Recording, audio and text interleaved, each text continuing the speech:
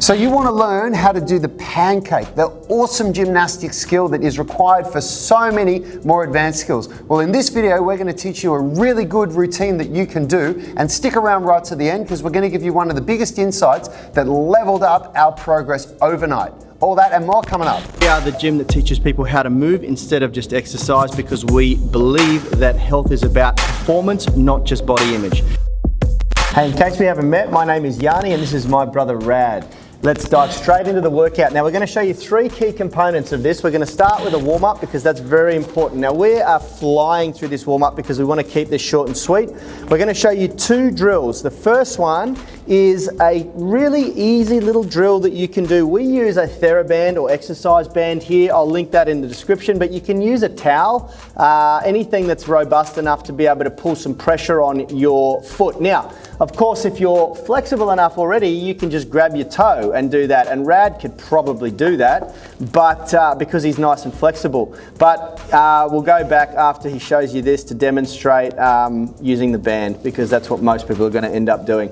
So remember, band or towel, doesn't matter. But what we want to be able to do is reach the foot nicely. Now we're going to do 5-second contract, where he's really stretching hard here, he's pulling through the leg, and then 5 seconds where he backs off and relaxes. And we're going to repeat that process 5 times on each leg, Rad's saying.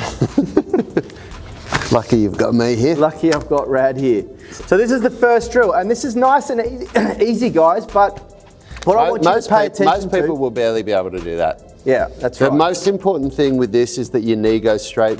We see a lot of people that they do it like this, and that's totally wrong. The idea is that you lock your knee out and then you go as far back as you can. You want to also try to keep your spine and everything nice and flat on the ground too. So you can see, because I know I've done this enough before, I know where I can go.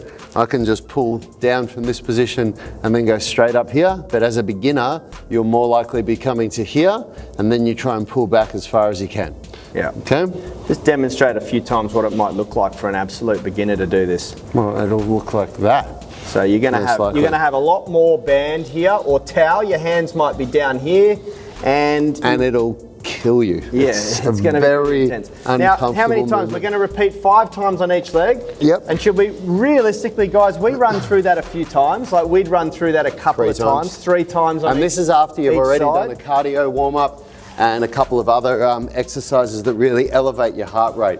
But we're just, rather than repeating the same stuff that we do every day, we're trying to show you guys some more specific things, you know? So the next drill that Rad's going to do here is a really nice compression and nervous system activation drill. So we've just got a regular old foam roller here. We can link this in the description. Most people have something like this lying around. Otherwise, alternatively, you could roll up a couple of beach towels. That might work. But this is a really, really nice drill. You want something really hard that you can press against, because now what he's doing is he's using his muscle strength in the obliques and his erector spinae, and his hip flexors and his quads to pull him through. He's actually switching on all of the muscles that are going to pull you into that pancake. And that's part of, like, that's one of the key principles here that we're going to talk about today. 3 times 10 seconds on each side. 3 times 10 seconds on each side, and then he's going to repeat that in the middle. One of the key insights that I want you guys to take away from today, and this provided a massive breakthrough for Rad, Richard and I in our stretching and our flexibility training, was the difference between getting into a stretch and sort of holding it and pulling yourself into it, like using the opposing muscles to really pull yourself into it. And a couple of the drills we're going to show you today are going to take that to a whole new level. This is one of them. I'm actually also, with each rep that I do, I bring the foam roller a bit away from me, because the further the foam roller goes away from me, the further I have to go down. Yeah. This drill in itself was an absolute breakthrough for us. We got you'll get immediate results. If you've never tried it before, your pancake will level up immediately. Now he's going to do it straight to the front. He's going to wedge that foam roller in over his quads and knees, and he's really just trying to pull himself forward and compress forward. Now, obviously, if you were a beginner and you wanted to do this, you would probably need to elevate yourself off the floor a little bit. So the easiest way to demonstrate that, we'll show you for argument's sake, so that beginners don't feel left out here. Very important to know that you're pulling yourself forward and not sucking yourself forward. It's a big difference between pulling yourself and sucking yourself, isn't it? My goodness. Come, I hope you get our humour, guys. Bunch of boys in the gym. That's an inside joke because the last time I said it, I got ripped on for saying I'm sucking myself. Yeah, that's right. Brad said that the other day. So what we're demonstrating, I just want you to quickly demonstrate what that drill will look like. See, if you can't achieve a neutral spine, like that means sitting up nice and straight. So what I want you to see here is just demonstrate what it would look like if you weren't very flexible and doing this incorrectly. So he's really rounding here. What you need to do is elevate the seat until you can achieve a neutral spine, which is a nice lumbar curve in the spine. If you're finding that your back is really rounding, and that's totally common for someone who's not as flexible as Rad, you'll just need to level this up until you find the right height for yourself, and then you can still do the same drill, okay? In all honesty though, for some people, it does look like this even, you know, when you do your best effort, but what you've got to understand is, this is like one of the most, doesn't just go for the pancake, this goes for like just gym training 101. You need to learn the difference between hip flexion like this and spinal flexion like this. And when you do the pancake, you're aiming for hip flexion, which means I'm always trying to lean forward this way. I'm not trying to lean forward this way. That does nothing to help my flexibility. Yeah. And we're going to show you an exercise actually right now that is specifically designed to teach you that. So if we come over here, this is, now we've finished the warm-up exercises and we're on to the actual exercises. Now for an absolute beginner that can't do a pancake, people say this all the time. They say, I can't even sit up straight. When I open my legs like this, I'm stuck like this and I just can't get over it. This is what you need to do. This is, without a doubt, this was one of the biggest breakthroughs for Yanni and me, and we learned this when we were much younger. And we've now passed it on to thousands and thousands of people to get a really good result. So pay close attention if you're a beginner. You're going to find something that's barely within your reach, like out here like this. And what's also really good is if you hook a towel around something that you can grab onto. But either way, as long as it's a fixed object, as long as it's something that the harder you pull on it, the more your body moves, not that it will come towards you. And then from here, so it's barely within my reach, I've got to reach forward like this and I just get my hands around it. And that's already, I'm figuratively speaking here, this isn't a challenge for me at all, but let's say that's a challenge for me. What I'm going to do is, I'm going to from here pull forward so that my chest comes forward. I'm not doing this. I'm not trying to pull my head towards the object. So pay close attention to what goes on here. And in your spine, all the way from here to here. So watch my pelvis and my spine when I do this, okay? So he's gone into what's called spinal extension now. That's flexion, and now going to extension. Extension, and you can see, now watch what's happening to his hips when he does that. The hips are rolling forward. The ischium crest, or the top of the pelvis, is going anteriorly or forward, and the bottom of his pelvis, or his tailbone, is going posteriorly or backward. And by doing that over and over again, you will actually start to develop the flexibility in your hamstrings and your groin and your adductors that's going to allow you to finally sit up straight in the pancake. Because what you're really aiming for at the most beginner level of a pancake, the first thing that you're aiming for is the ability to be able to sit up, put your hands on the ground and have that extension in the lumbar spine like what I've got there. Yeah. That's your first goal, just to be able to do what I'm doing here, and obviously to try and be able to do it comfortably so that you can, you know, sit here and watch a TV show like this and it's not going to be a problem for you. One of the key insights from all of our mobility training is the body's inhibitors that restrict movement, you know, and there's a good example that you can, to understand this, there's no muscle or tissue or tendon that connects one leg to the other. They both connect to a bone structure in the pelvis. So theoretically, if you can get one leg to a 90-degree angle, which most people can do, there's no real reason that you shouldn't be able to get the other leg to a 90-degree angle. What prevents you from doing that and being in a perfect split, middle split, is inhibition, restriction from the brain, the central nervous system, and the muscle spindles, because it's preventing injury. And so one of the key insights to all flexibility training is just understanding that it's not just a matter of lengthening tissue, it's a matter of adapting the central nervous system so that the muscles are allowed to lengthen to that degree. And a lot of that is just repetition. It's just the body becoming comfortable in that movement or in that position. Okay, so this is the next drill. Is this the advanced drill now that we're doing? Yes.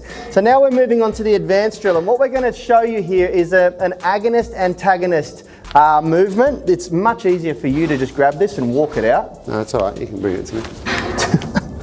So we've anchored quite a thick TheraBand there. I will link these in the description. So what Rad's going to do here is allow that band to pull him forward, and then he's going to practice going from that rounded flex posture into extension and really work hard to pull against that band. So he's going to work the opposing muscles quite considerably there, and he'll do 5 to 10 repetitions, and then on the last rep I want him to do a max hold against that band to really, really work the muscles. Now this is doing two things. It's working the opposing muscles, the antagonist muscles, but it's also distracting the central nervous system, so it will allow his body to go into a deeper stretch each time. So that's the first drill that we do. And once he's done his 10 reps, he's just he's gonna do his max hold. We'll try and get him to do about 15 seconds at the top. Oh, here or down? No, at the top here. So really pull against it as hard as you can. As hard as he can. He's working very hard in the lower back and the glutes to hold himself up there. We go to 10 seconds, then he's gonna let that go, and then he's gonna do 5 to 10 repetitions with the opposing muscles now, but in a different way. He's now doing a completely different stimulus. It's a different neurological pathway. He's letting the weight push him down. That's it. We've got a 10 kilo plate there. You can go right up to 20 kilos depending on your confidence level. Rad's feeling a little bit wussy today, so he's going to use a 10. Yeah. Usually we'd use a 20. And he's just really, really practicing. One thing I love about using the weight plate on the back is that you can feel, you get quite nice proprioception, and you can feel whether your spine is straightening against that weight plate. And it's just a really nice little cue to straighten up your lower back. And so now Rad's really pulling himself into that. He's using not only the weight of the bumper plate on his back, the 10 kilos, he's using his own muscles to really pull himself forward into that. He's going to do a max hold, roughly 10 to 30 seconds, and then he's going to come out. And that is the advanced drill. So he's working opposing muscle groups. He's doing his, what do we call that? It's just a pancake. It's just a loaded pancake. Loaded pancake. And then over here, he's doing a loaded pancake with the exercise band, with the TheraBand. Now this is a medium thickness TheraBand, and I'll link those in the description so that you guys can pick that up as well. The weight plate there, you do need access to something that's going to give you a little bit of weight on your back, so you'll need to do this one at the gym. You got anything to add? Yeah, the big insight for today is to learn how to contract the muscles that pull you deeper into the movement. So you can do that on any of these drills that we were doing, right through to the warm-up drills. So learning how to not just stretch, because we're not passively stretching here. That'll create flexibility, but it doesn't create movement. We want movement, which is end range strength. And so that's the big insight, is that when you do these pancake routines, learn how to contract the muscles and not only passively pull yourself into the stretch by, say, example, if that weight just pushes me down and all I do is let the weight push me down, that's a passive stretch. But if I then activate the quads, the glutes, the hip flexors, the abdominal muscles, and pull myself further into it, which is what I was doing at the end, then that creates end range strength and helps me to be able to actually use the flexibility that I've worked so hard to achieve and use it in my movement, in my It makes the flexibility functional. Now that's such a great insight, because this is key. Stretching, passive stretching, lengthens and thins a muscle body. When we create end range strength, we lengthen and thicken and strengthen the muscle body. So stretching alone weakens the tissue, but doing loaded stretching, Passive stretching. passive stretching, loaded stretching strengthens the muscle and lengthens it at the same time, and that's key if you want functional flexibility. Yeah, it's a really big difference. So get amongst it, guys. This is just a little insight here that we've done today, a really broken down version of the routines that we use in our mobility masterclass. So if you're looking to level up, you can grab that program. Yeah, absolutely. We'll link all of the equipment that you've used today. I'll even throw a link for the masterclass in the description. Until next time, take care. See you soon.